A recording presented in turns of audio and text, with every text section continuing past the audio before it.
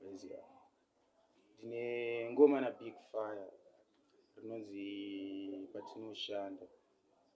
Unoona mukati mekurarama kwedu tinosangana zvinhu zvakasiyana siyana. Ukatambura vamwe vanotanga kuti uri rombe kana kuti akaromba. Ukaita mari unonzi abata mushonga. Saka unoda kunyatsotarisisa zvinoitika mukati meupenyu.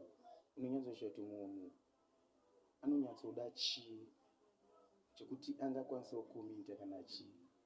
Handiti song inonzi Patinoshanda. Muchanzwa lyrics 1 2 3 atinge chingokuonesa iyo. Handiti so havana Big Fire studio izvezvo. Kabadu Yabad, my captain, and your wee style, live and good. Kabadu Yabad, Chinyuan, Patinoshanda, my captain, Nina wee style, good life. Oyo, mamona Big Fire boys. Mamwango chiko Big Fire kupasa mbobatika, amawexika, mushandira muurika, kutakura kamarasi. Saka, chibofila imbuzoro zvamina sei.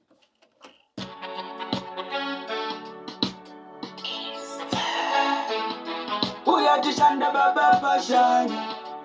Yeah, Kabadu Yabad, makete.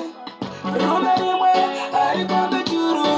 Skomo ziviri zvinotambitsana mute.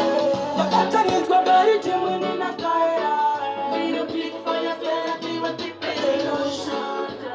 Bari bono tizire zvikokora. Big Fire watire vakokora. Kuva pete kwena vachanyara vangu. Patinoshanda. Bari bono tizire zvikokora. Wista watire vakokora. Kuva pete kwena vachanyara vangu. Chero ndikati zvisakubatai. Ndoshanda neusiku vamwe vandavata. Vanoisa energy toshasa knowledge. Big Fire vatepeto vaita damage. Sei bonoshika pane vanhu vasiya vari wika. Babasa rako chakuraisa. Usatya aripo kakutarira ndomereko chakubereka. Patinoshanda vari bonomira zvikokora. Big Fire vatiri vakokora. Kuva pete kwana vachanyara vangu. Patinoshanda vari bonotisira zvikokora. Wista vatipe vakokora. Kuva pete kwana vachanyara vangu. Upenyu hwakanaka ngava teshuwa kubva kudhara. Fire ticharamba techishanda. Ticharamba techishanda. Tengokundikane. Tinoshanda kunge wachi. Tanyokwesha sitototarisa zvikati. Ivo vanorwadziwa vasati. Upenyu hwavo kumbolenga munhu